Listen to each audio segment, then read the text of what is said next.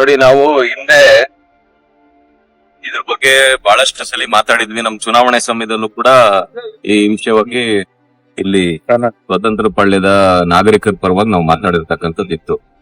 ಇಲ್ಲಿ ಯಾರು railway ಹಳಿನ cross ಮಾಡ್ಕೊಂಡು ಹೋಗ್ತಾ ಇದ್ರು, ಈಗ ತಾವು ಕೂಡ ವಿಡಿಯೋದಲ್ಲಿ ನೋಡ್ಬೋದು, ಮಕ್ಕಳು ಮರಿನ ಕರ್ಕೊಂಡು ಈ ಕಡೆಯಿಂದ ಆ ಕಡೆ ಕ್ರಾಸ್ ಮಾಡ್ಲಿಕ್ಕೆ ಬಹಳಷ್ಟು ಕಷ್ಟ ಪಡ್ತಾ ಇದ್ರು ಜನ. ಇಲ್ಲಿ ಅಷ್ಟು ದಶಕಗಳ ಒಂದು ಬೇಡಿಕೆ ಇದ್ರು ಕೂಡ ಇಲ್ಲಿ ಈ ಒಂದು ಸೌಲಭ್ಯ ಆಗಿರ್ಲಿಲ್ಲ. ಈಗ ಸನ್ಮಾನ್ಯ ಸೋಮಣ್ಣ ಅವರು ಮತ್ತೆ ಪಿ ಸಿ ಮೋಹನ್ ಅವರ ಒಂದು ಬೇಡಿಕೆ ಮೇಲೆ ನರೇಂದ್ರ ಮೋದಿ ಅವರು ಸರ್ಕಾರ ಇವಾಗ ಇಲ್ಲಿ ಒಂದು ಅಂಡರ್ ಪಾಸ್ ಅನ್ನ ಮಾಡ್ಲಿಕ್ಕೇನು ಒಪ್ಕೊಂಡು ನಾಳೆ ಇದಕ್ಕೆ ಶಂಕುಸ್ಥಾಪನೆಯನ್ನ ಮಾಡ್ಲಿಕ್ಕೆ ಹೊರಟಿರ್ತಕ್ಕಂಥದ್ದು. ಇನ್ನೊಂದು ಗುದ್ಲಿ ಪೂಜೆ ಆಗ್ತದೆ ನಾಳೆ.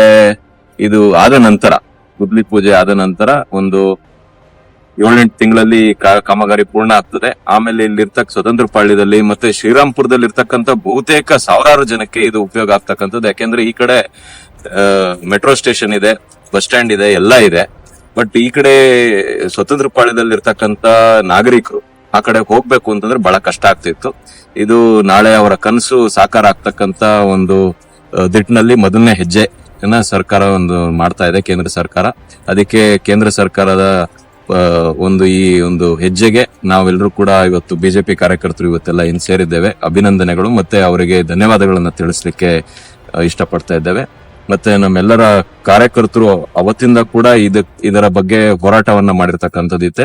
ಆ ಹೋರಾಟದ ಫಲ ನಾಳೆ ಸಾಕಾರ ಆಗ್ತಾ ಇರ್ತಕ್ಕಂಥದ್ದು ನಮ್ಮೆಲ್ಲರಿಗೂ ಕೂಡ ಬಹಳ ಸಂತೋಷ ತಂದಿರ್ತಕ್ಕಂಥದ್ದಿದೆ.